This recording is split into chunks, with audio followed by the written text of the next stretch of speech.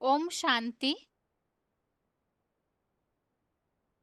भगवत गीता श्लोक क्लास में आज का श्लोक है 14वें अध्याय का 12वां श्लोक, अध्याय 14 का श्लोक नंबर 12।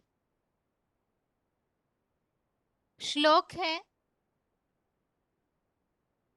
लोभः प्रवृत्तिरारम्भः कर्मणां शमः स्पृहा रजसे तानि जायन्ते।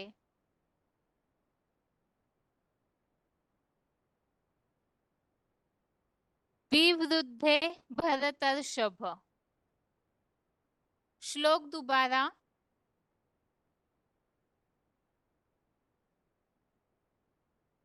लोभः प्रवृत्तिरारम्भः कर्मणां शमः स्पृहा रजसे तानि जायन्ते विवृद्धे भरतर्षभ।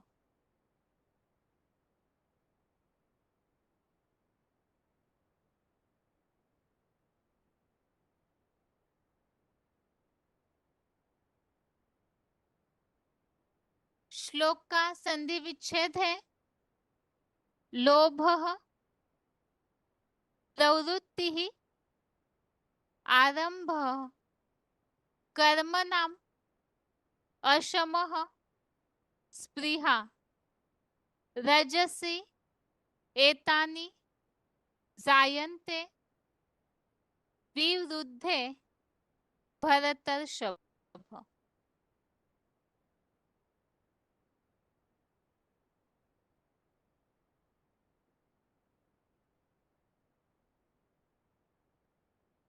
श्लोक का संधि विच्छेद दोबारा। लोभः प्रवृत्तिः आरम्भः कर्मणां अशमः स्पृहा रजसि एतानि जायन्ते विवृद्धे भरतर्षभ।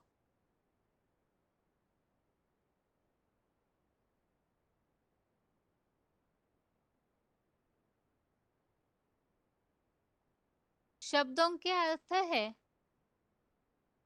भरतर्षभ अर्थात हे भरत वंश में श्रेष्ठ। रजसी अर्थात रजोगुण के। विरुद्धे अर्थात विशेष बढ़ने पर। कर्म नाम अर्थात कर्मों में। लोभः अर्थात लोभ की प्रवृत्ति। लोभः अर्थात लोभ की प्रवृत्ति ही अर्थात प्रवृत्ति का। आरंभः अर्थात आरंभ। स्पृहा अर्थात लालसा। अशमः अर्थात अशांति। एतानि अर्थात ये सब। जायन्ते अर्थात पैदा होते हैं। शब्दों के अर्थ दोबारा। भरतर्षभ अर्थात हे भरत वंश में श्रेष्ठ। रजसी अर्थात रजोगुण के। विवृद्धे अर्थात विशेष बढ़ने पर। कर्म नाम अर्थात कर्मों में। लोभः अर्थात लोभ की। प्रवृत्ति अर्थात प्रवृत्ति का। आरंभ अर्थात आरंभ। स्पृहा अर्थात लालसा। अशमः अर्थात अशांति। एतानि अर्थात ये सब। जायन्ते अर्थात पैदा होते हैं।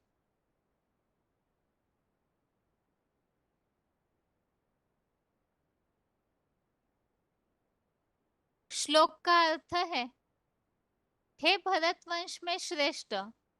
रजोगुण के विशेष बढ़ने पर कर्मों में लोभ की प्रवृत्ति का आरंभ, लालसा, अशांति ये सब पैदा होते हैं। 14वें अध्याय में जहां हम गुण त्रय विभाग योग, अर्थात प्रकृति से उत्पन्न हुए ये जो 3 गुण है, सत, रज, तम, इनके बारे में समझ रहे हैं कि इसका मनुष्य आत्मा के ऊपर किस तरह से प्रभाव पड़ता है।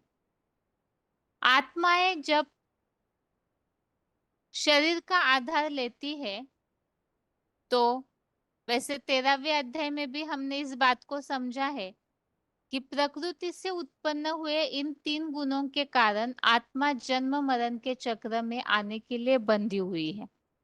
और इसी बात को हमने 14वें अध्याय में भी समझा है कि ये जो गुण है प्रकृति से उत्पन्न हुए अविनाशी आत्मा को शरीर में बांधते हैं। सृष्टि चक्र में, काल चक्र में ये बात नोंधी हुई है आत्माओं के जन्म मरण के चक्र में आने की। अब इस चक्र से कोई छूटना चाहे तो भी नहीं छूट सकते हैं, क्योंकि ये नोंधा हुआ ड्रामा है। और इसी के कारण आत्माएं जो है सत्युग त्रेतायुग रूपी स्वर्ग में सुख की आसक्ति से बंधी हुई है, तो द्वापर युग से नरक की दुनिया में दुखों में बंध जाती है। और दुखों का कारण है प्रकृति के गुणों में आया हुआ जो बदलाव, जो आत्मा पर प्रभाव डालता है। और इसी के लिए हमने श्लोकों में अलग अलग तरीके से समझा है। जैसे सत्वगुण बढ़ता है, ज्ञान की आसक्ति के द्वारा सत्वगुण बढ़ा, तो वो सत्वगुण आत्मा को सुख की आसक्ति में बांधता है, अर्थात सुख मिलता है। तो युग तो हमने समझा सतयुग त्रेतायुग रूपी स्वर्ग में ऐसी स्थिति होती है। बाकी द्वापर युग से जैसे ही लोभ और आसक्ति जो है, इससे रजोगुण उत्पन्न होता है, और ये रजोगुण आत्मा को कर्मों में बांध देता है। और तमोगुण की निशानी हमने समझी मूढ़ता, अज्ञानता। और ये अज्ञानता आई कहाँ से, तो इसे हमने समझा सर्वव्यापी के अज्ञान से। आद्य शंकराचार्य जी या तो सन्यासियों के द्वारा ये बात जैसे फैलाई गई, तो मनुष्य आत्माएं सर्वव्यापी की इस मान्यता को इस तरह से लेते गए कि बुद्धि के भटकाव के कारण, अनेक जगह भटकने के कारण शक्ति क्षीण हुई, मूढ़ता आई, और इससे जो तमोगुण अर्थात अज्ञानता निर्माण होती है, इसका प्रभाव आत्माओं पर आलस, निद्रा, लापरवाही, इन सब गुणों में आत्मा बंध जाती है। अब हर एक युग में अलग अलग गुण बताया। कभी सतोगुण आत्मा में प्रधान होता है, कभी रजोगुण प्रधान हो जाता है, और कभी तमोगुण। अर्थात जब सतोगुण ऊपर उठा हुआ है, तो रजो और तमोगुण दबा हुआ रहता है, जिसका प्रमाण शास्त्रों के आधार से हमने समझा था कि सतयुग त्रेतायुग में तामसीपना नहीं रहता या कर्मों की आसक्ति नहीं रहती, तो इच्छाएं भी इस तरह से नहीं रहती जो विकारी भावना, विकृत कर्म करवाए, विकृति लाए। इसे ही हमने समझा था, शास्त्रों में बताया है कि कामदेव को भस्म किया महादेव ने, तो वो रति की प्रार्थना पर अनंग बन के रहता है।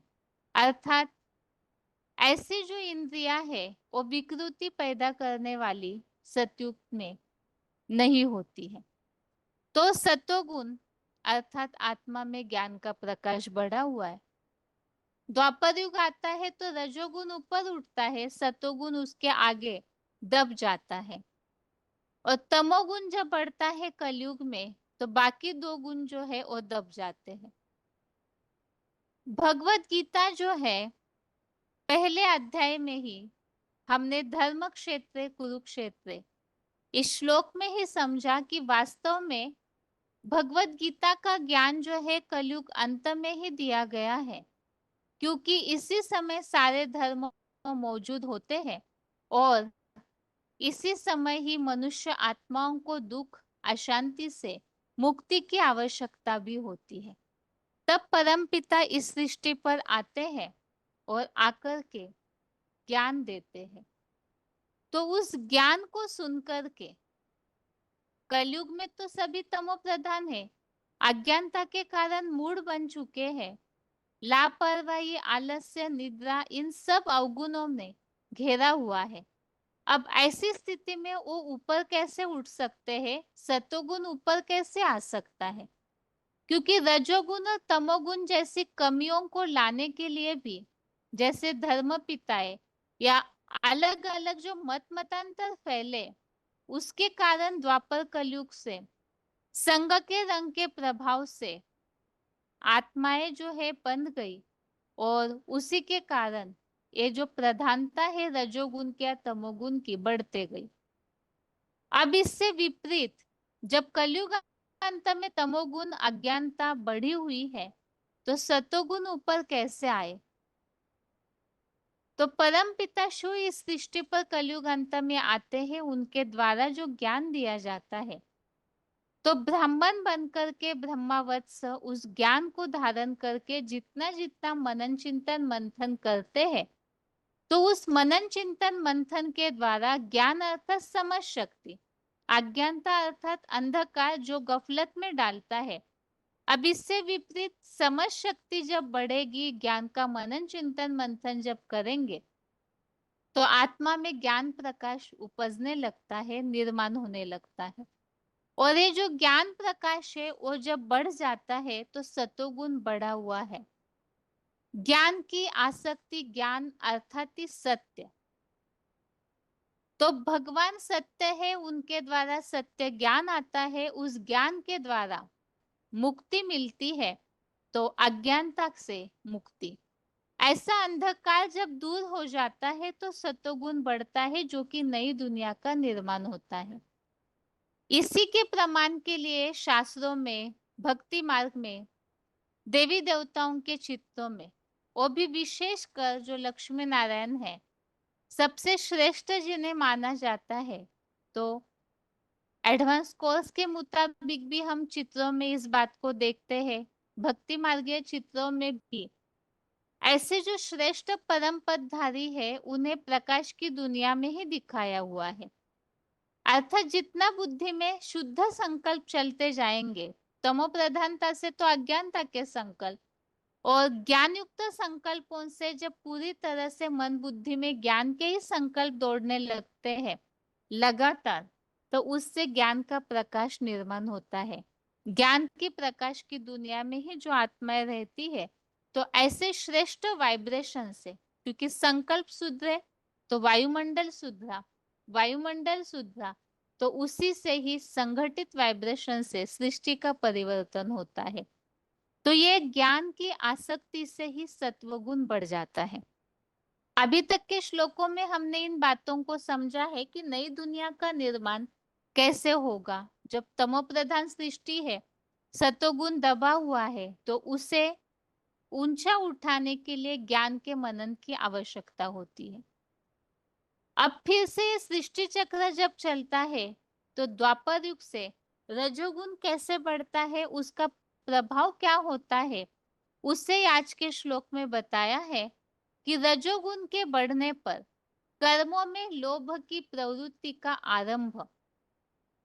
रजोगुण से यहाँ तक तो हमने समझा था कि कर्मों में आसक्ति आ जाती है, कर्म को प्रधानता दी जाती है, बाकी ज्ञान, ध्यान, इन सब बातों को महत्व नहीं देते हैं। तो ये जो कर्मों में आसक्ति है, ये लोभ की प्रवृत्ति का आरंभ, लोभीपना बढ़ता है, लालसा बढ़ती है, और जहाँ इच्छाएं अति है जिसे लोभ कहा जाता है, तो जैसे कि कहावत बनाई हुई है, इच्छा कभी अच्छा बनने नहीं देती, ठीक इसी तरह से ये जो इच्छाएं है ये अशांति निर्माण करती है। अब ये सब कैसे होता है? रजोगुण से लोभ, लोभ से लालसा, अशांति कैसे निर्माण होती है? इसी के लिए ही क्लैरिफिकेशन वाले अर्थ में स्पष्टीकरण दिया हुआ है। हे भरत वंश में श्रेष्ठ हीरो, सतयुग त्रेता के स्वर्ग में 2500 वर्षीय ज्ञानेन्द्रिय सुखों में धीरे से गिरते गिरते रजोगुण के विशेष बढ़ने पर द्वापर मध्यांत से मुस्लिम दैत्यों के कर्मों में लोभ की प्रवृत्ति का आरंभ, लालसा, अशांति, ये सब भ्रष्टेंद्रियाचरण की तीव्रता से ही पैदा होते हैं। तो इस श्लोक में जो बात बताई हुई है कि सतयुग त्रेता युग में तो सतोगुण बढ़ा हुआ है, लेकिन सुख की आसक्ति में भी वो आत्माएं बंधी हुई है।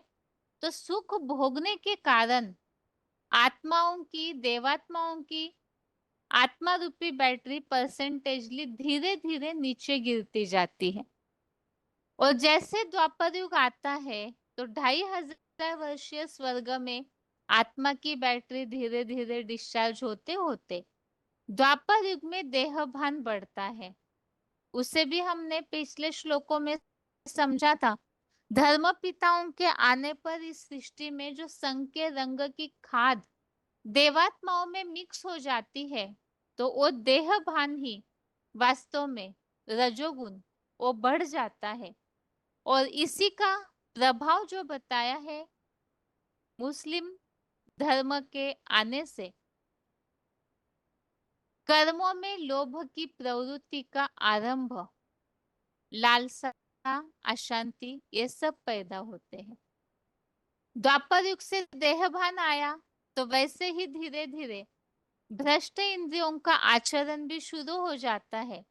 और इसी की पूर्ति के लिए फिर कर्मों को महत्व देना और इसी से ही लोभ, लालसा, अशांति निर्माण होती है।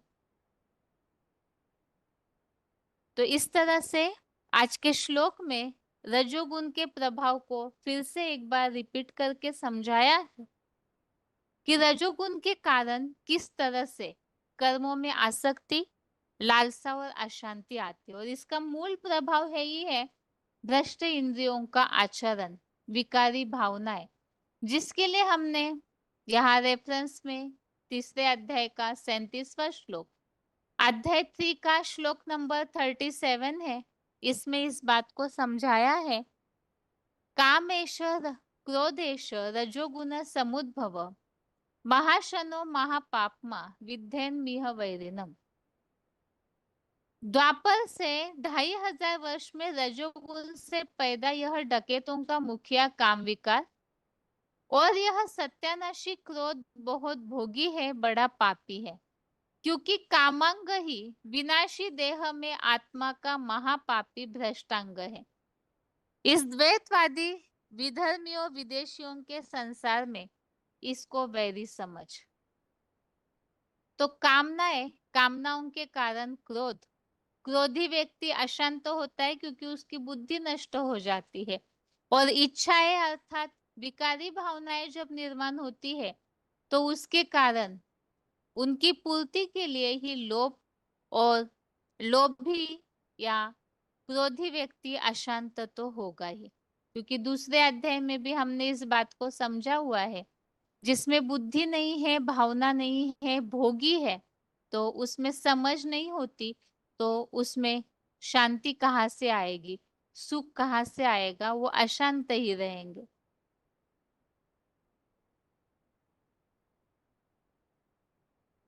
आगे अगला रेफरेंस श्लोक है, रजोगुण से लोभ और लालसा, 14वें अध्याय का 7वां अध्याय 14 का श्लोक नंबर 7। इसमें भी इस बात का उल्लेख है कि रजोगुण को लोभ और आसक्ति से उत्पन्न हुआ जान। और ये जो रजोगुण है या ये लोभ आसक्ति ही आत्मा को हिंसक कर्म इंद्रियों के कर्मों में बांध देता है। 14वें अध्याय का 17 अध्याय 14 का श्लोक नंबर 17, इसमें भी बताया है रजोगुण से लोभ, लालसा और लोलुपता उत्पन्न होती है। 18वें अध्याय का 24 अध्याय 18 का श्लोक नंबर 24, इसमें भी बताया है द्वैतवादी कर्म घमंडी विदेशी या विधर्मियों का राजसी कर्म कहा जाता है। यहाँ नीचे फुटनोट में इस बात को और स्पष्ट किया है। खास कर्मेंद्रियों से हिंसक द्वैतवादी द्वापर में अवतरित विदेशी विधर्मी दैत्य आत्माएं, जो आज के श्लोक में हमने समझा। मुस्लिम धर्म जब से आता है द्वापर के मध्यांत से, तब से लोभ आदि निर्माण होने लगते हैं। तो ऐसी दैत्य आत्माएं ही नर निर्मित नरक के मानवकृत इतिहास में 2500 वर्ष से ही इस दुनिया में आकर भ्रष्ट कर्मेंद्रियों की दैहिक हिंसा से नरक बनाते हुए खुद भी गिरते रहती है। तो यहाँ इसी बात को समझाया हुआ है कि भ्रष्ट कर्मेंद्रियों के आचरण से ही, क्योंकि उसकी पूर्ति के लिए ही कर्मों में आसक्त होते हैं, उससे लोभ लालसा अशांति बढ़ती है। आगे है रजोगुण से ही लोभ और लालसा, इसके लिए 18वें अध्याय का 27, अध्याय 18 का श्लोक नंबर 27, इसमें बताया हुआ है द्वैतवादी द्वापर कलयुगी रजो धर्म प्रिय राजसी कार्यकर्ता कहा जाता है। तो इस श्लोक में राजसी कार्यकर्ता की ही निशानियां बताई है। सांसारिक विषय भोग में आसक्त, अपवित्र मूत पलिति, इस जन्म में ही सांसारिक कर्म फल का इच्छुक, तन धनादि बल से हिंसात्मक, मुस्लिमों जैसा लोभी, हर्ष और शोक से भरपूर रजो धर्म प्रिय राजसी कार्यकर्ता। तो यहाँ राजसी अर्थात रजोगुण के द्वारा क्या प्रभाव पड़ता है वो बताया। हिंसात्मक है, मुस्लिमों जैसा लोभी है, सांसारिक विषय भोग में आसक्त है और कर्म फल का इच्छुक है। तो लोभ, आसक्ति, कर्म घमंडी, कर्मों में आसक्त, इन सब बातों को अलग अलग शब्दांकनों के साथ 18वें अध्याय में भी स्पष्ट किया है। और 18वें अध्याय का 34, अध्याय 18 का श्लोक नंबर 34 है, जिसमें बताया है जिस धारणा शक्ति से नर निर्मित इस नरक के हिंसक विधर्मियों के धर्म, धन और कामनाओं को तीव्र आसक्ति पूर्वक भ्रष्ट इंद्रिय सुख पाने का फलाकांक्षी मन से धारण करता है, वह द्वैतवादियों की द्वापर से राजसी धारणा है। तो यह बताया कि हिंसक विधर्मियों के धर्म को, धन और कामनाओं को आसक्ति पूर्वक धारण करना, अर्थात यहाँ कामनाएं मतलब लोभ, लोभ को आसक्ति से, कामनाओं को आसक्ति से धारण करना अर्थात लोभ, और हिंसक विधर्मीपना अर्थात भ्रष्ट इंद्रियों के सुख के लिए इस तरह की आसक्ति बढ़ती है, जो आज के श्लोक में भी बताया। भ्रष्ट इंद्रियों के आचरण के कारण लोभ, लालसा और उसका प्रभाव अशांति। रजोगुण का बढ़ना द्वापर युग से शुरू होता है। इसके लिए 14वें अध्याय का 15, अध्याय 14 का श्लोक नंबर 15, रजोगुणी स्थिति में प्रलयकालीन मृत्यु पाकर भ्रष्ट इंद्रियों की हिंसा से भरपूर द्वैतवादी द्वापर युगी दैत्य कर्मों से लगाव वालों में संगमयुगी शूटिंग के स्वभाव से ही उत्पन्न होता है। तो यहाँ रजोगुण की बात बताई कि यह शूटिंग करते हैं इस प्रकार की, और वहां द्वापर युग में फिर कर्मों के प्रति लगाव निर्माण होता है। तो ये रजोगुण कैसे बढ़ता है उसे यहाँ बताया, शूटिंग यहाँ की, तो द्वापर युग में जाकर के रजोगुण का प्रभाव बढ़ने लगता है। तो आज के श्लोक का अर्थ हमने यहाँ रेफरेंस श्लोकों के सहित समझा है, जिसमें मुख्य बात ये बताई है कि जब रजोगुण बढ़ता है तो उसका प्रभाव क्या दिखने में आएगा। रजोगुण अर्थात कर्मों में आसक्ति तो है ही, लेकिन इसका प्रभाव है भ्रष्ट इंद्रियों का आचरण, और उसकी शुरुआत मुख्य करके मुस्लिम धर्म जैसों से शुरू होती है, जिनमें लोभ लालसा रहती ही है, और जिसका प्रभाव हिस्ट्री में दिखने में आता है कि सबसे ज्यादा आक्रमण उन्होंने ही अपनी पूर्ति के लिए किए हैं। पूर्ति के लिए भी, और साथ में एक बार दो बार से पूर्ति नहीं हुई तो 17 बार भी आक्रमण करते हैं। तो उनकी ये जो लोभी प्रवृत्ति है, जो लोभी होगा वो अशांत जरूर होगा। तो इस तरह से विधर्मियों के आने से वो जो खाद पड़ती है, तो उसी का प्रभाव ही रजोगुण, और इस तरह से अशांति की शुरुआत द्वापर युग से ही होने लगती है। अभी श्लोक का उच्चारण सुनते हैं, उसके बाद पॉइंट्स।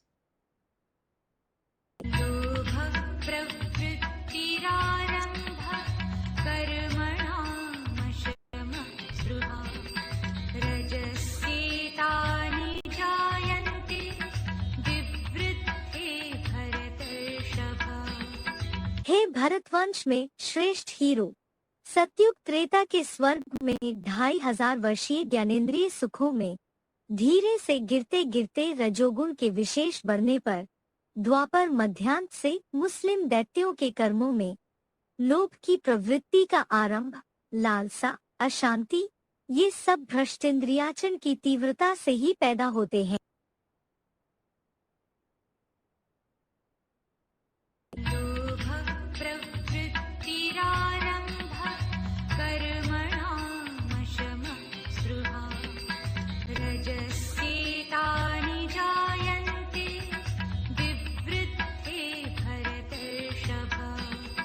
हे भरतवंश में श्रेष्ठ हीरो, सतयुग त्रेता के स्वर्ग में 2500 वर्षीय ज्ञानेंद्रिय सुखों में धीरे से गिरते गिरते रजोगुण के विशेष बढ़ने पर द्वापर मध्यांत से मुस्लिम दैत्यों के कर्मों में लोभ की प्रवृत्ति का आरंभ, लालसा, अशांति, ये सब भ्रष्टेंद्रियाचन की तीव्रता से ही पैदा होते हैं।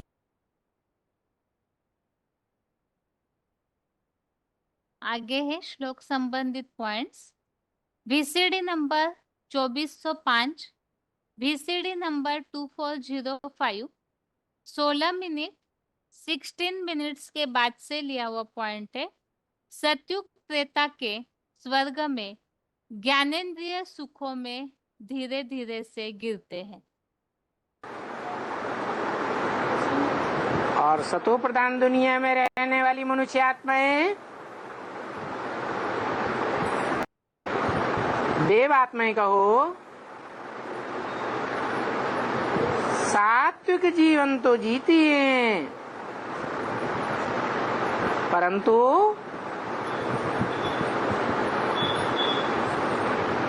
जो सात्विक इंद्रियां हैं, ज्ञान इंद्रियां, उन ज्ञान इंद्रियों का सुख भोगते हैं, और वो ज्ञान इंद्रियां भी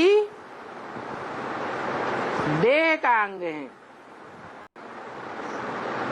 देह विनाशी तो इंद्रियों का सुख भी कैसा? विनाशी। तो देखो, देवताओं की सत्व प्रधान सतोगुणी दुनिया से ही देह का सुख भोगने के कारण पतन होने लगता है दुनिया का। पहले धीमी गति से पतन होता है, बाद में ये दुनिया प्रकृति के 3 गुणों से पसार जरूर होती है, क्योंकि दुनिया की हर चीज 4 अवस्थाओं से पसार होती है।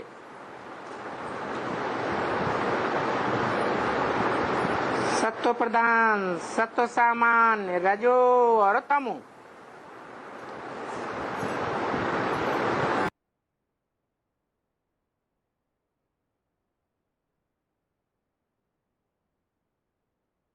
अगला पॉइंट है VCD number 1817, VCD number 1817, 34 minute 34 minutes के बाद से लिया हुआ पॉइंट है। भ्रष्टेंद्रिया चरण की तीव्रता से लोभ पैदा होता है। मुसलमान जो हैं कौन सा विकार प्रधान होता है उनमें? काम विकार। चलो इस्लामी जो कामी हैं वो बाद में मुसलमान भी बन गए और उनकी लोभ की वृत्ति प्रत्यक्ष हो गई। लोभ के कारण उन्होंने भारत में आके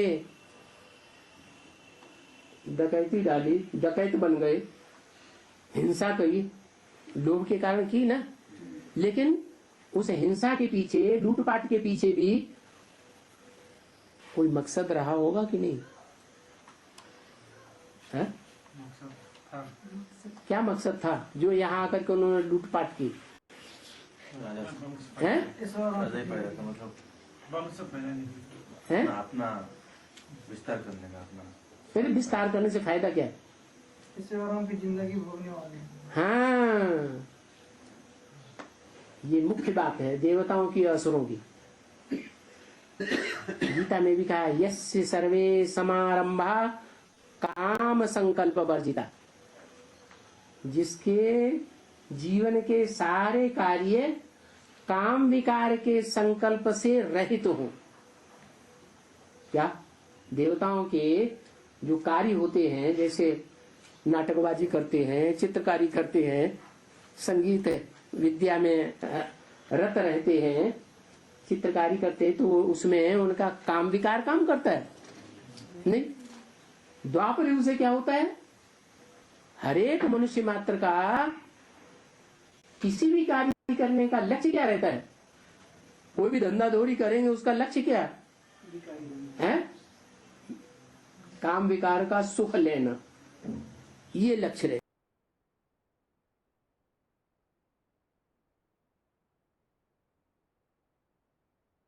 आगे है अगला पॉइंट, वार्तालाप number 1349, discussion number 1349, 33 minute 33 minutes के बाद से लिया हुआ पॉइंट है। भ्रष्ट इंद्रिया चरण की तीव्रता से लालसा पैदा होती है।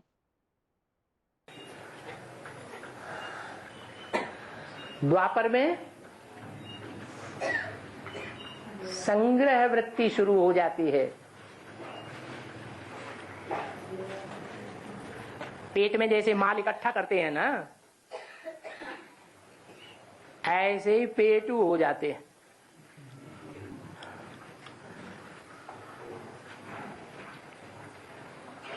और उन कर्मेंद्रियों से भी सुख भोगने लगते हैं जो काम विकार को उत्तेजित करती हैं।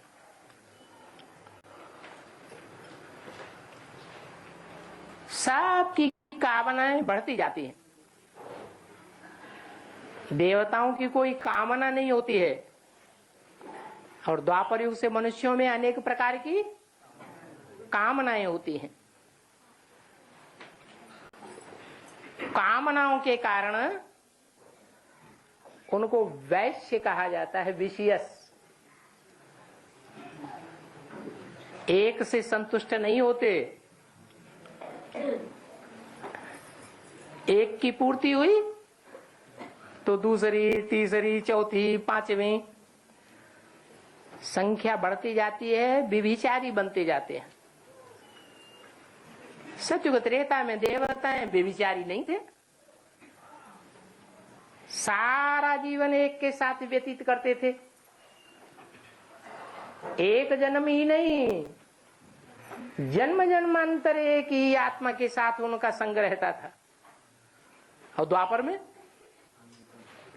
अनेकों के साथ संग होता है, अनेकों के साथ अंतमते सुगति होती जाती। तो कामनाएं बहुत बढ़ जाती हैं। कामनाएं बहुत बढ़ने के कारण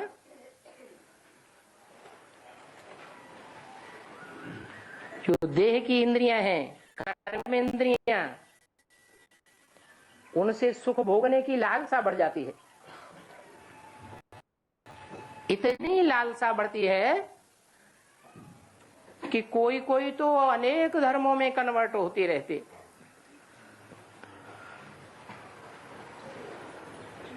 उस लालसा की पूर्ति के लिए जो देवताओं का, हिंदू सनातन धर्म का नियम है,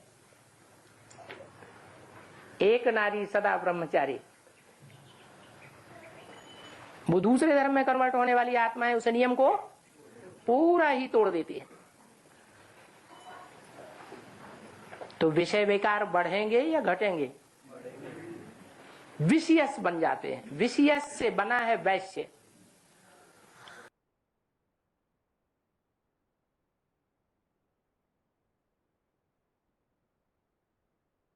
अगला पॉइंट है VCD number 2643, VCD number 2643, 11 minute 11 minutes के बाद से लिया हुआ पॉइंट है। भ्रष्ट इंद्रिया चरण की तीव्रता से अशांति पैदा होती है। नारायण को कहें, सृष्टि के आदि में नारायण सतयुग शुरू हुआ। त्रेता में राम को कहें तो ये राम और कृष्ण, इनको तो शांति ही शांति। राम राज्य का कितना गायन है, वहां शांति का सवाल क्या है? सवाल नहीं है क्या? सवाल तब पैदा होता है जब भ्रष्ट इंद्रियों की दुनिया शुरू होती है। तो जब द्वैतवादी द्वापर शुरू होता है, वो भ्रष्ट इंद्रियों का जो आचरण है वो माया हो गई है। उससे किसी को भ्रष्ट आचरण करने से किसी को तुष्टि मिल सकती है, शांति मिल सकती है क्या?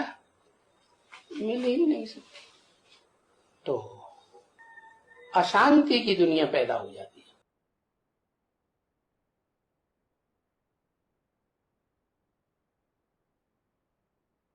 इस तरह से आज के श्लोक में हमने समझा देहभान अर्थात ये रजोगुण जो कि द्वापर युग से शुरू होता है, और इससे कर्मों में आसक्ति, जिससे लोभ, अशांति, लोभ, लालसा और अशांति पैदा होती है।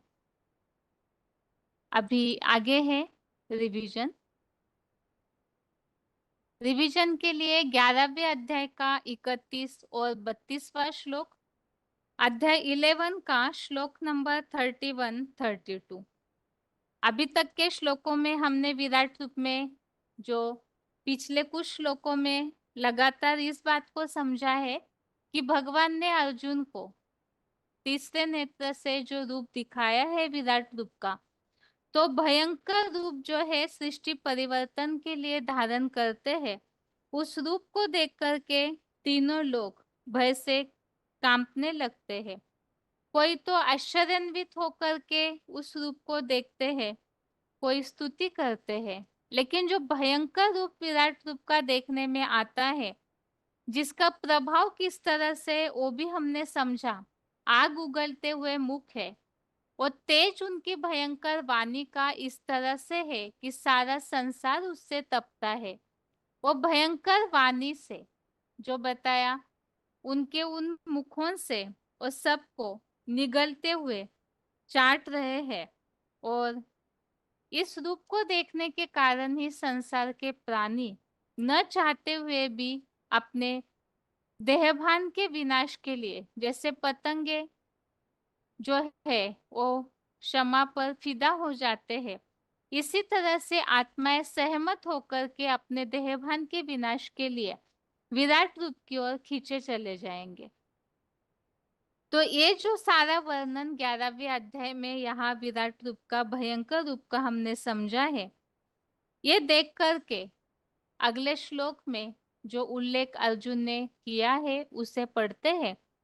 आज का श्लोक है 31 और 32। तो सबसे पहले 31 नंबर श्लोक है, आख्या ही मे को भावानुग्रह रूपो, नमोस्तुते देववर प्रसिद्ध, विज्ञातुमिच्छामि भवन्त माद्यम, नहीं प्रजानामि तव प्रवृत्ति। श्लोक दोबारा। आख्या ही मे को भावानुग्रह रूपो, नमोस्तुते देववर प्रसिद्ध, विज्ञातुमिच्छामि भवन्त माद्यम, नहीं प्रजानामि तव प्रवृत्ति। अर्थात, हे देवश्रेष्ठ महादेव, मुझे बताइए, ऐसे महाकाल की तरह भयंकर रूप वाले आप कौन हैं? आपको प्रणाम है, प्रसन्न हो जाइए। आपके सनातनी व्यक्त प्लस अव्यक्त आदिकालीन ज्योतिर्लिंग रूप को जानना चाहता हूँ, क्योंकि हे रहस्यमय शिव बाबा, आपके आश्चर्यजनक, विस्मय भरे और बहुरूपी क्रियाकलाप को मैं बिल्कुल नहीं जानता हूँ। तो ये जो रूप है, वो देखने के बाद अर्जुन के मन में प्रश्न निर्माण हुआ कि ऐसे भयंकर रूप वाले आखिर आप कौन हैं? तो इसी बात के लिए इस श्लोक में बताया है कि आपके आदिकालीन रूप को जानना चाहता हूँ कि आखिर आपका शुरुआत का या मूल रूप क्या है, और ऐसा जो आपका रहस्यमय जो रूप है, इसे मैं नहीं जानता हूँ। अब अर्जुन के इस प्रश्न पूछने पर कि भयंकर रूप वाले आप कौन हैं, इसी बात का उत्तर जो है 32वें श्लोक में दिया हुआ है। सबसे पहले तो 31वें श्लोक में अर्जुन ने जो प्रश्न पूछा है, तो उस संबंधित पहले हम रेफरेंस श्लोक समझते हैं। इसमें जो बात आई है कि भयंकर रूप वाले आप कौन हैं, आप प्रसन्न हो जाइए, आपको मैं जानना चाहता हूँ। तो भयंकर रूप के बारे में ही हमने पिछले कुछ श्लोकों में उल्लेख समझा है ही। जैसे 11वें अध्याय का 20वां अध्याय 11 का श्लोक नंबर 20 में भयंकर रूप का उल्लेख हमने देखा कि महाकाल का यह अद्भुत भयंकर कल्पांतकारी महाविनाशक बम्बों भूकंपों की आग बरसाता रूप देखकर सुख दुख शांति धाम तीनों लोकों के प्राणी अंतःकरण में भय से अत्यंत कांप रहे हैं। अर्थात जब विराट रूप प्रत्यक्ष होता है, तो ऐसा नभ स्पृशम आसमान को छूने वाला ऐसी ऊंची अवस्था वाला रूप होता है, और साथ में ही भगवान का ये विराट रूप प्रत्यक्ष होगा तो सृष्टि परिवर्तन के लिए ही साथ में विनाश की शुरुआत भी हो जाती है, क्योंकि एक तरफ स्थापना के नगाड़े तो दूसरी तरफ विनाश के नगाड़े भी बजते हैं। तो वो जो महाविनाशकारी रूप है, वो तो भगवान के आने से सृष्टि परिवर्तन की शुरुआत की निशानियां है। तो उसे देखकर, क्योंकि बम्बों का वो जो एटॉमिक विस्फोट का रूप है, भूकंपों का जो रूप है, वो सारे संसार को हिला देता है। 11वें अध्याय का 23वां अध्याय 11 का श्लोक नंबर 23, इसमें भी विराट रूप के भयंकर रूप का उल्लेख आया हुआ है। नीचे ऊपर एटम बम्बों की विकराल दाढ़ों वाले आपके महान भयंकर रौद्र रूप को देखकर संसार के सब लोग तथा मैं भी अत्यंत कांप रहा हूँ। और 24वें श्लोक में श्लोक नंबर 24 में भी इस बात का उल्लेख है। डरावना मुख फाड़ते हुए चमकीली बड़ी बड़ी क्रोधान्वित लाल लाल आंखों वाले आपका रौद्र रूप देखकर अत्यंत भयभीत अंतरात्मा वाला मैं इस तामसी कलयुगी निर्बल हृदय की देह में धीरज और शांति नहीं पाता हूँ। तो इस तरह से यहाँ भयंकर रूप के वर्णन को हमने समझा। भक्ति मार्ग में भी विराट रूप का जो चित्र दिखाया जाता है, वो भी इसी तरह से दिखाया जाता है, जो अलग अलग प्रकार के मुख दिखाए हुए हैं, और उन मुखों से आग उगलते हुए मुख दिखाए जाते हैं। तो जिसे देख करके, वो भयंकर रूप देख करके सभी हिल जाते हैं।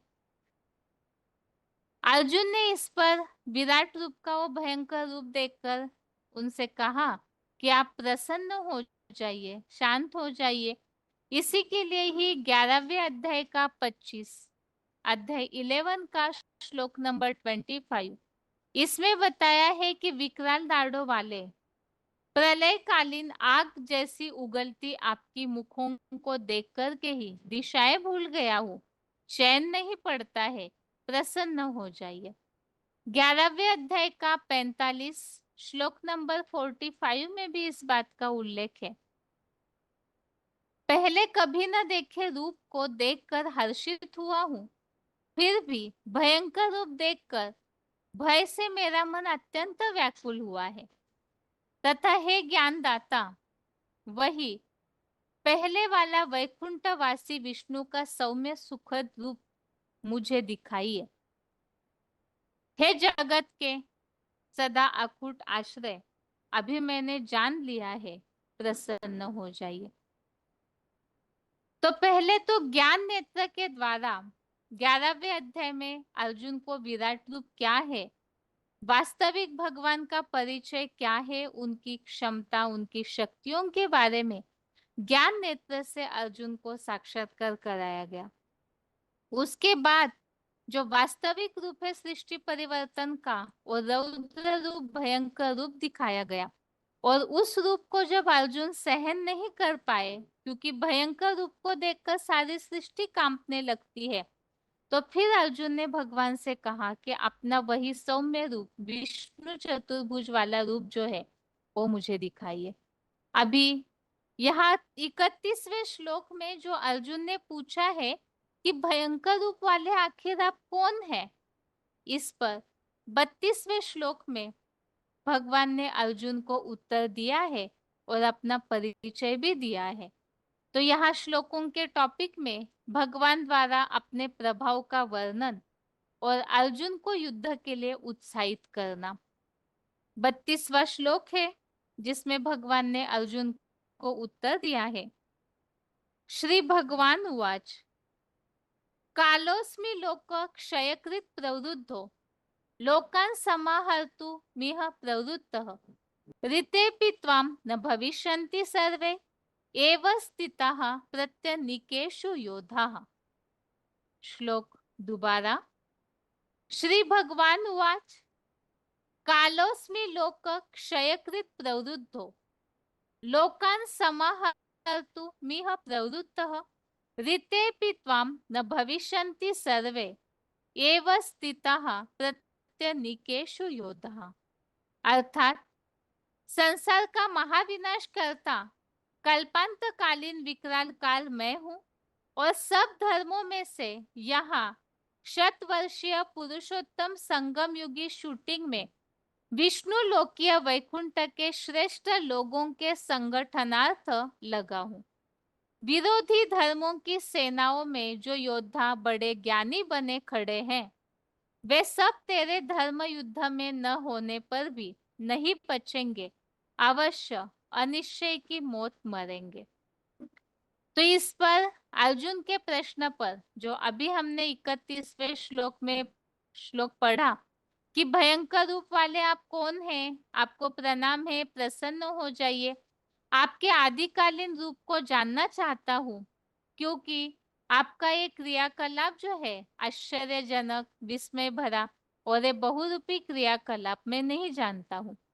और अर्जुन के इस प्रश्न पर भगवान ने ये उत्तर दिया, इस संसार का विनाश करता विकराल काल हूँ, कालो अस्मि, और इस संसार में श्रेष्ठ लोगों के संगठनार्थ लगा हुआ हूँ।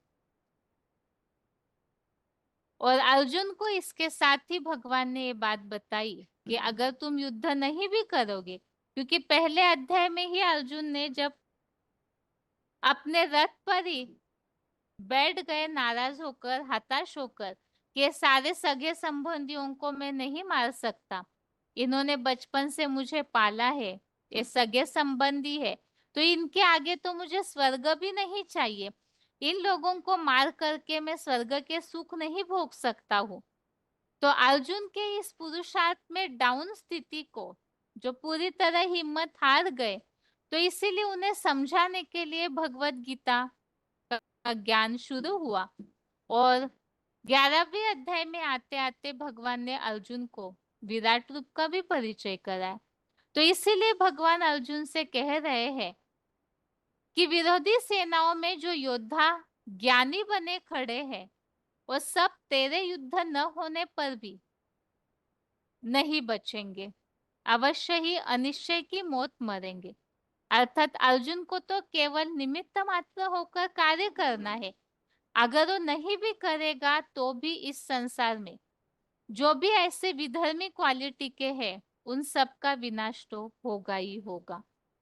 तो इसीलिए भगवान ने अर्जुन को इस बात को समझाया है। और इसी संबंधित आगे रेफरेंस श्लोक, जो श्लोक में उल्लेख आया हुआ है, कालो अस्मि,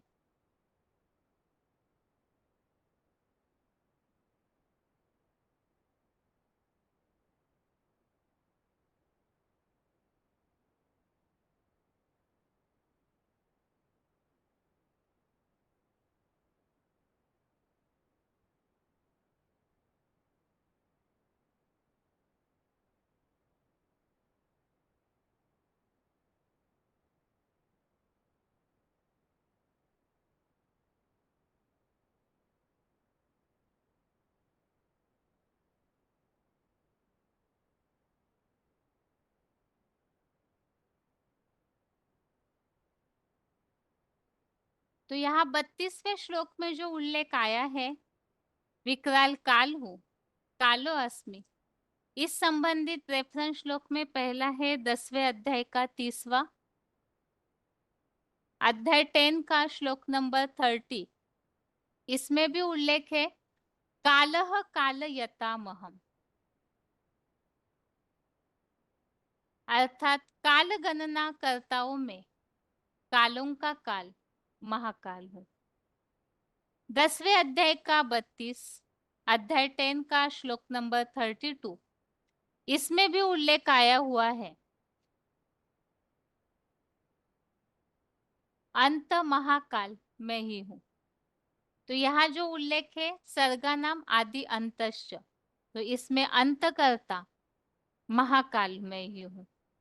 और 10वें अध्याय का 34 अध्याय 10 का श्लोक नंबर 34, इसमें भी उल्लेख है मृत्यु सर्वहरश्चाहम उद्भवश्च भविष्यताम, सारे संसार का लोप करता प्रलय करता महामृत्यु हूँ और निकट भविष्यगत जड़ जंगम रूप में पैदा होने वालों का उद्गम भी हूँ। तो इस तरह से काल गणनाओं का काल, महामृत्यु रूप काल और अंतकर्ता महाकाल हूँ, इस तरह से 10वें अध्याय में उल्लेख है। और ये जो 11वें अध्याय का 32वां श्लोक है, जिसमें इस बात का उल्लेख है कि महाविनाश करता विकराल काल हूँ और लोगों के संगठनार्थ लगा हुआ हूँ, इसी बात का उल्लेख जो भगवत गीता का सबसे प्रसिद्ध श्लोक है, चौथे अध्याय का 7वां 8वां अध्याय 4 का श्लोक नंबर 7 और 8, इसमें भी इसी बात को समझाया है यदा यदा ही धर्मस्य ग्लानिर्भवति भारत। तो इस श्लोक में बिल्कुल स्पष्ट है कि जब धर्म की ग्लानि होती है तो भगवान इस सृष्टि पर आते हैं। और 8वें श्लोक में स्पष्ट किया है परित्राणाय साधूनाम विनाशाय च दुष्कृताम धर्म संस्थापनार्थाय संभवामि युगे युगे। तो इस श्लोक में 8वें श्लोक में बताया है धर्म संस्थापनार्थाय, इसी बात को इस श्लोक में बताया है श्रेष्ठ लोगों के संगठनार्थ लगा हो। जो धर्म की संपूर्ण स्थापना भगवान करते हैं तो उसके लिए ही श्रेष्ठ लोगों का संगठन बनाते हैं। विनाशाय च दुष्कृताम, अर्थात कालो अस्मि लोकक्षय कृत प्रवृद्धो, संसार का महाविनाश करता विकराल काल हूँ।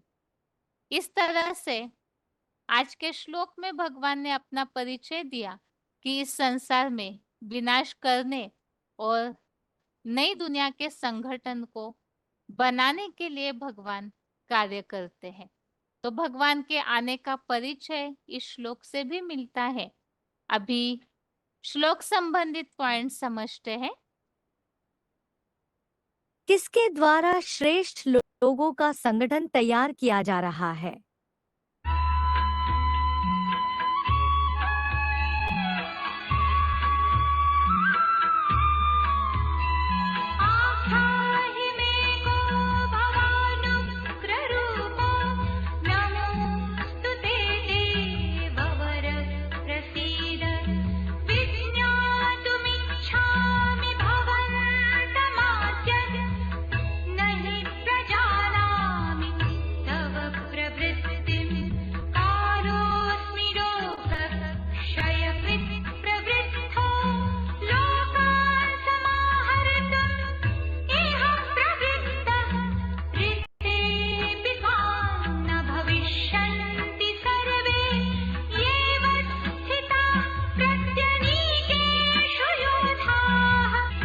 देववर में आख्या ही, हे देवश्रेष्ठ महादेव, मुझे बताइए, उग्ररूप भगवान कहत, भयंकर रूप वाले आप कौन है? ते नमा अस्तु प्रसीद, आपको प्रणाम है, प्रसन्न हो जाइए। भवंतम आद्यम विज्ञातुम इच्छामि, आपके आदिकाली को जानना चाहता हूँ। हि तव प्रवृत्तिम न प्रजानामि, क्योंकि आपके क्रियाकलाप को बिल्कुल नहीं जानता हूँ। देववर में आख्या ही उग्ररूप भगवान कहते, नमा अस्तु प्रसीद, भवंतम आद्यम विज्ञातुम इच्छामि, हि तव प्रवृत्तिम न प्रजानामि। भावार्थ, हे देवश्रेष्ठ महादेव, मुझे बताइए, ऐसे महाकाल की तरह भयंकर रूप वाले आप कौन है? आपको प्रणाम है, प्रसन्न हो जाइए। आपके सनातनी व्यक्त प्लस अव्यक्त आदिकालीन ज्योतिर्लिंग रूप को जानना चाहता हूँ, क्योंकि हे रहस्यमय शिव बाबा, आपके आश्चर्यजनक विस्मय भरे और बहुरूपी क्रियाकलाप को मैं बिल्कुल नहीं जानता हूँ। श्री भगवान ने कहा, लोकक्षय कृत प्रवृद्धा कालः अस्मि, संसार का महाविनाश करता विकराल काल मैं हूँ। यह लोकान समाहर्तुम प्रवृत्ता, यहाँ लोगों के संगठनार्थ लगा हूँ। प्रत्यनीकेषु ये योद्धा अवस्थिता, विरोधी सेनाओं में जो योद्धा खड़े हैं। सर्वे त्वाम ऋते अपि न भविष्यन्ति, सब तेरे न होने पर भी नहीं बचेंगे। लोकक्षय कृत प्रवृद्धा काला अस्मि, यह लोकान समाहर्तुम प्रवृत्ता, प्रत्यनीकेषु ये योद्धा अवस्थिता, सर्वे त्वाम ऋते अपि न भविष्यन्ति।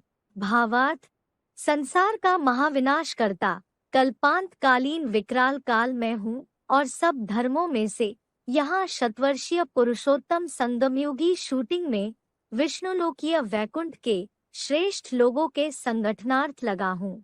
विरोधी धर्मों की सेनाओं में जो योद्धा बड़े ज्ञानी बने खड़े हैं, वे सब तेरे धर्म युद्ध में न होने पर भी नहीं बचेंगे, अवश्य अनिश्चय की मौत मरेंगे। महाकाल की तरह भयंकर रूप वाले। रुद्र माने भयंकर रूप जो धारण कर ले।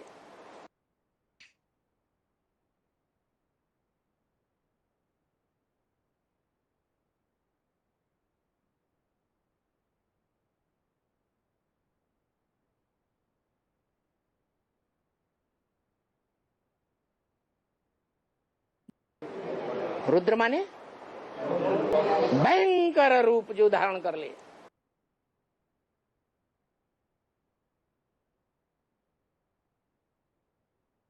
किसके द्वारा अपि भयंकर रूप जो धारण कर ले। इतना भयंकर रूप जो दुनिया में कभी भी किसी ने धारण न किया हो।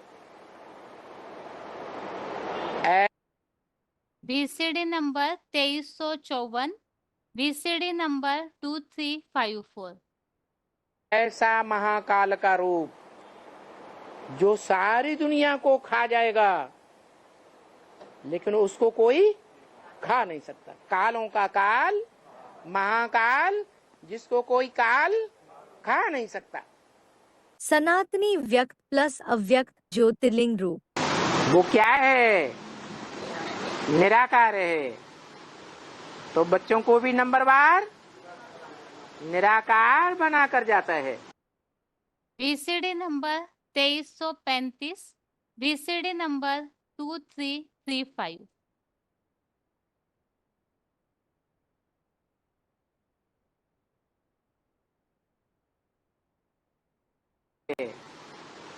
तो बच्चों को भी नंबरवार निराकार बनाकर जाता है।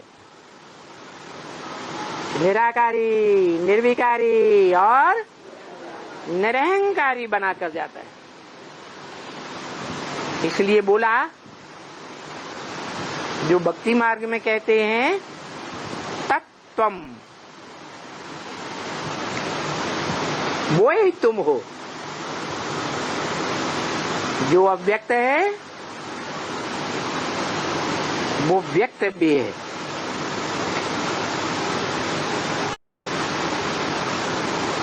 तुम भी ऐसे ही बनते हो, व्यक्त भी बनते हो और अव्यक्त भी बनते हो। भक्ति मार्ग में इसका क्या प्रूफ है?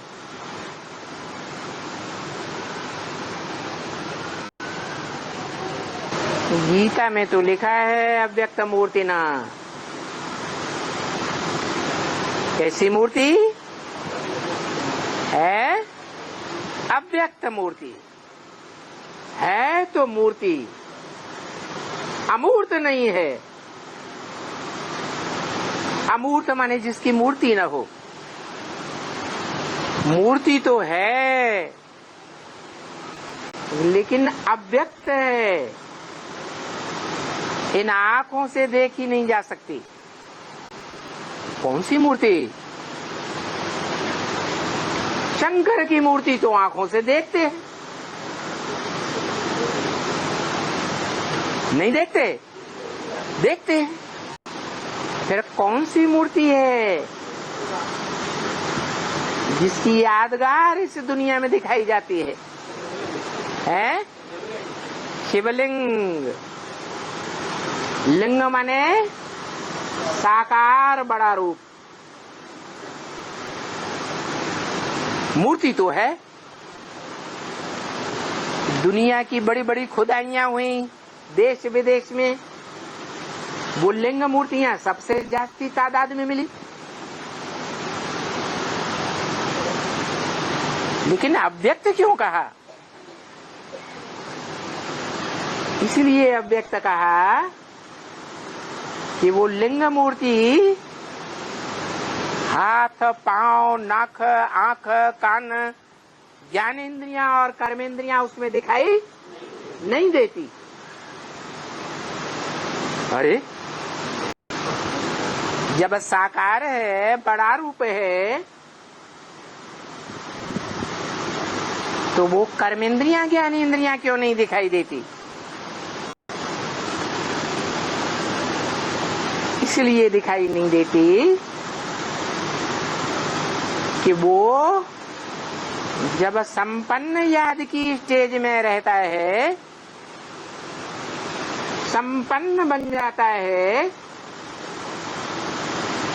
संपूर्ण योग युक्त बन जाता है, तो उसे अपनी इंद्रियों की स्मृति नहीं रहती है।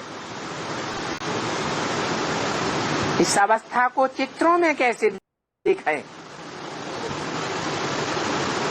इसलिए लिंग रूप दिखाया है। आश्चर्यजनक क्रियाकलाप। वंडरफुल है? वो समझ नहीं पाया। तुम बच्चे समझ नहीं सको। VCD number 614, VCD number 614। तुम बच्चे भी समझ ना सको। दुनिया वालों की तो बात ही छोड़ो। तुम बच्चों की भी बुद्धि तरक जाती है।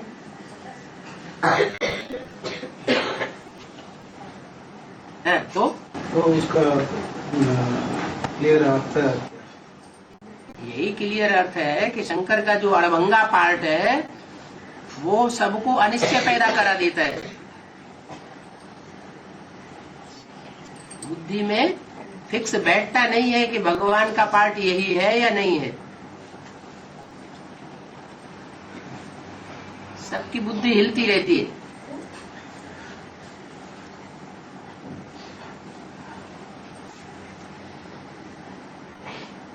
एक तो साधारण पार्ट है, साधारण तन, साधारण पार्टधारी, साधारण तनधारी है तो सर्वसाधारण जैसे ही कर्म करता है, तो लोगों की बुद्धि में जल्दी नहीं बैठता ये भगवान का रूप हो सकता है। महाविनाशकर्ता कल्पांतकालीन विकराल काल। सभी धर्म के धर्म पिता हैं, उनके फॉलोअर्स, उनके धर्म ग्रंथों में आदम का जिक्र आया है। BCD number 2335, BCD number 2335। Adam का जिक्र आया है क्रिश्चियंस में। जैनियों में आदिनाथ का जिक्र आया है और हिंदुओं में आदिदेव की बात आई है। जिसका कोई भी आदि नहीं, कोई नहीं जानता उनको जन्म देने वाला कौन,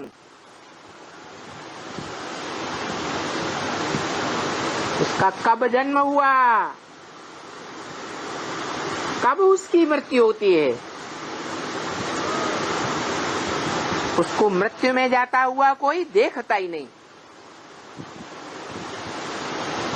उसको काल के गाल में जाता हुआ किसी ने देखा ही नहीं, क्योंकि वो एक ही मनुष्य जी पर है जो कालों का काल है, महाकाल गाया हुआ है, जिसको कोई काल खा नहीं सकता। वो महामृत्यु के समय सारी दुनिया को खा जाएगा, जो गीता में लिखा है, दंसा करालानि चते मुखाने। क्या उस महाकाल का मुख विकराल दाढ़ों वाला है, जिन दाढ़ों के बीच में सारा संसार चबाया जा रहा है। ऐसा साक्षात्कार अर्जुन ने किया।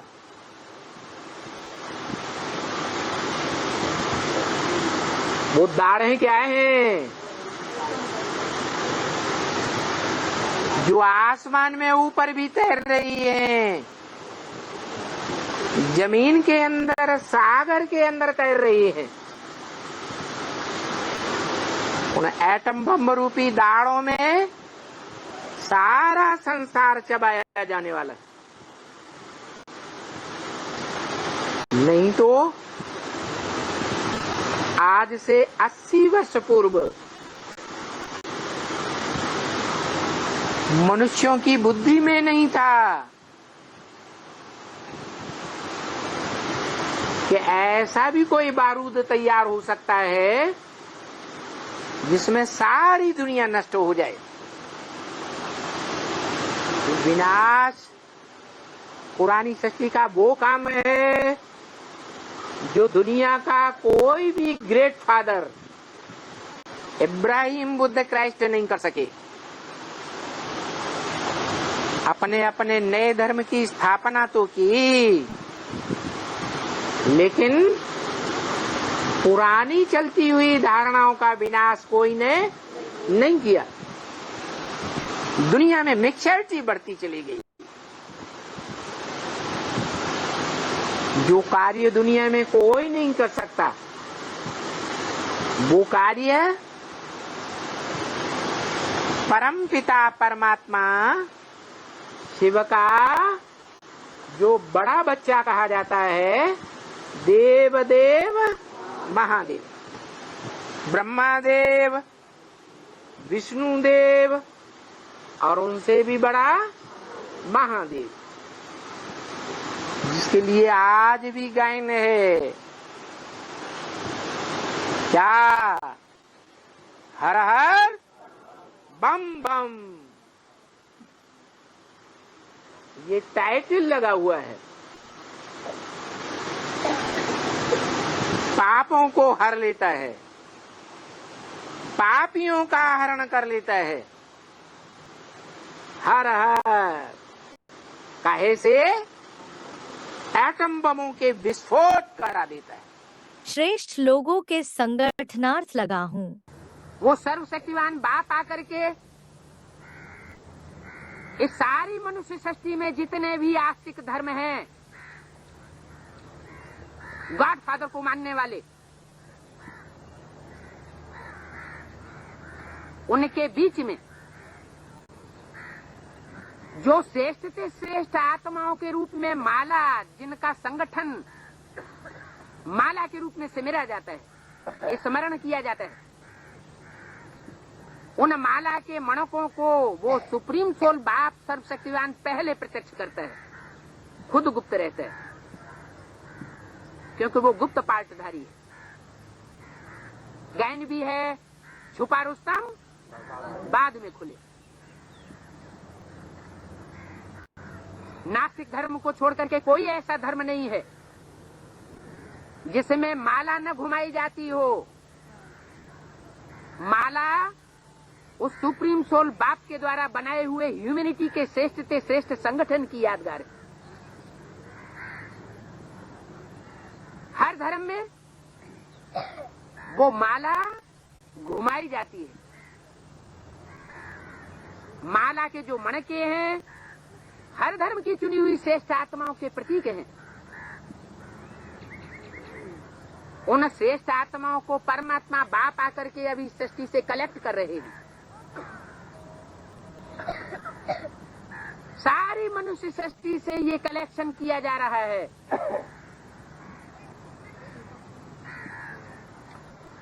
जो तीव्रतम साधन है,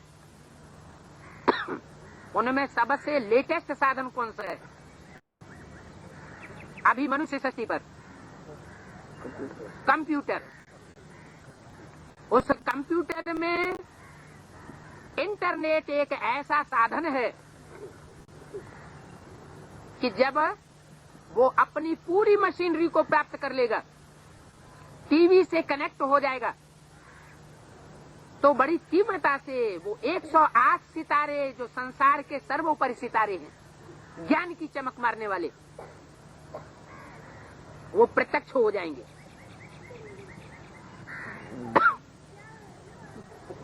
उन 108 सितारों को, 100 सितारों को ये दुनिया का हर मनुष्य मात्र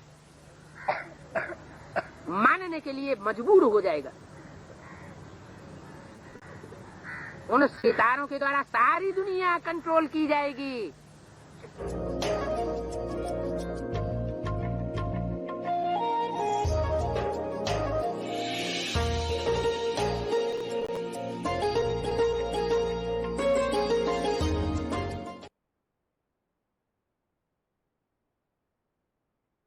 अभी 11वें अध्याय संबंधी जो लास्ट पॉइंट हमने सुना है, श्रेष्ठ लोगों के संगठनार्थ लगा हुआ हूँ, ये point VCD number 26, VCD number 26 का है। और दोनों श्लोकों में हमने समझा किस तरह से अर्जुन को भयंकर रूप दिखाई दिया।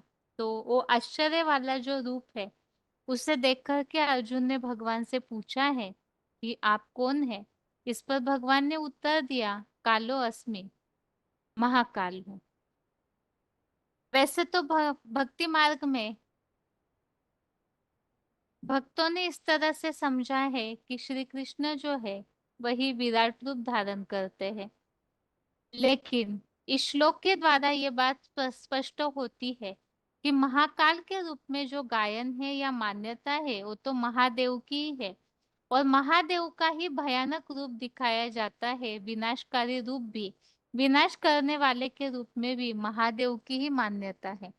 इससे ये बात स्पष्ट है कि विकराल रूप धारण करके महादेव सारे संसार का विनाश कराते हैं। और उसके बाद जैसे अर्जुन ने कहा है कि आप अपना सौम्य रूप दिखाइए, तो फिर वही नारायण बनकर के विष्णु का वो सौम्य रूप भी दिखने में आता है। और अर्जुन को भगवान ने समझाया है कि अगर युद्ध नहीं भी करेगा अर्जुन, तो भी संसार में ये जो भी ऐसे प्राणी है जो संसार में इस तरह से विनाशकारी तत्व है, तो उनका विनाश होकर ही रहेगा। और यहाँ ज्ञान की दुनिया के हिसाब से जो बताया हुआ है कि ऐसे आत्माएं अनिश्चय की मौत जरूर मरेंगे। और अभी आज के श्लोक को एक बार रिवाइज करके आज का क्लास पूरा करते हैं। 14वें अध्याय का 12वां अध्याय 14 का श्लोक नंबर 12 है। लोभः प्रवृत्तिरारम्भः कर्मणां शमः स्पृहा रजसे तानि जायन्ते विवृद्धे भरतर्षभ। श्लोक दोबारा। लोभः प्रवृत्तिरारम्भः कर्मणां शमः स्पृहा रजसे तानि जायन्ते विवृद्धे भरतर्षभ। अर्थात हे भरत वंश में श्रेष्ठ हीरो, सतयुग त्रेता के स्वर्ग में 2500 वर्षीय ज्ञानेन्द्रिय सुखों में धीरे से गिरते गिरते रजोगुण के विशेष बढ़ने पर द्वापर मध्यांत से मुस्लिम दैत्यों के कर्मों में लोभ की प्रवृत्ति का आरंभ, लालसा, अशांति, ये सब भ्रष्ट इंद्रियाचरण की तीव्रता से ही पैदा होते। तो इस श्लोक में हमने इस बात को समझा है, देवताएं सुख भोगते हैं तो भी आत्मा की बैटरी धीरे धीरे डिस्चार्ज हो जाती है। और इसी के कारण द्वापर युग में पहुंचते पहुंचते जब देहभान बढ़ने लगता है, तो विधर्मियों का प्रभाव होने के कारण, रजोगुण के कारण कर्मों में आसक्ति आती है और इससे ही लोभ बढ़ता है, लालसा बढ़ती है। और जिसमें हमने समझा विराट पुरुष में जब द्वापर युग आता है तो द्वैतवादपन शुरू होता है, पैरों के दो भागों के रूप में दिखाया है। तो ये द्वैतवाद शुरू होते ही वैश्य जो है, विशियस अर्थात विकारी बनने से पेट के धंधों की शुरुआत होती है। जितना जितना विकारी भावनाएं बढ़ती है तो उतना ही कर्मों के प्रति ध्यान जाता है, पेट पूर्ति में ही ज्यादा लगे रहते हैं। और जैसे हमने समझा यस्य सर्वे समारंभा, इस श्लोक के अनुसार ये जो काम विकार के संकल्प है, ये भ्रष्ट इंद्रिय का आचरण की जो तीव्रता है, ये कर्मों में लगाती है। कर्मों में लगाने के साथ कामनाएं अर्थात लोभ को बढ़ाती है, लालसा को बढ़ाती है। और ये जो लालसा है अनेक अनेक धर्मों में आत्माओं को कन्वर्ट करा देती है, क्योंकि जहां सुख मिला वहां ही दौड़ते रहते हैं। और ऐसे भटकने के कारण अशांति निर्माण होती है। तो इसीलिए ही ये सब एक दूसरे से कनेक्टेड गुणधर्म है। देहभान आया, लोभ बढ़ा देहभान की पूर्ति के लिए, उसके कारण लालसा बढ़ी तो अनेक अनेक धर्मों में भटकने लगे। और इससे जो अशांति आती है, तो ये सारा प्रभाव रजोगुण और विधर्मियों के संग के रंग से ही होता है। और इस श्लोक संबंधित हमने रेफरेंस श्लोक समझे थे। तीसरे अध्याय का 37 अध्याय 3 का श्लोक नंबर 37, इसमें बताया है रजोगुण से पैदा ये काम और क्रोध बहुत भोगी है, बड़ा पापी है, इससे ही वैरी समझ, क्योंकि कामांग ही विनाशी देह में महापापी है। आगे रजोगुण से ही लोभ और लालसा, इसके लिए 14वें अध्याय का 7वां 17वां अध्याय 14 का श्लोक नंबर 7 और 17, 18वें अध्याय का 24 अध्याय 18 का श्लोक नंबर 24, इसमें भी बताया है कर्म घमंडी विधर्मियों का राजसी कर्म जो दैहिक हिंसा अर्थात विकारी भावनाओं के कारण ही गिरते रहते हैं। 18वें अध्याय का 27 और 34 अध्याय 18 का श्लोक नंबर 27 और 34, इनमें भी राजसी कर्ताओं की धारणा क्या है वो बताई हुई है। कामनाओं की आसक्ति, फल की आकांक्षा रखने वाले, भ्रष्ट इंद्रियों का सुख पाने की इच्छा रखने वाले, तो ये सारे ही रजोगुण से निर्माण होने वाले अवगुण हैं। और रजोगुण का बढ़ना द्वापर युग से होता है, तो इसके लिए 14वें अध्याय का 15, अध्याय 14 का श्लोक नंबर 15। इस तरह से आज के श्लोक में हमने इन बातों को समझा है, किस तरह से रजोगुण का प्रभाव पड़ता है। और ये सारा फाउंडेशन यहाँ संगमयुगी शूटिंग में ही उत्पन्न होता है। जैसे शूटिंग करते हैं तो वही फिर द्वापर युग में जाकर के वैसे ही प्रभाव से जन्म लेते हैं। इसके साथ ही आज के लिए गीता क्लास यहाँ ही पूरा करते हैं। ओम शांति।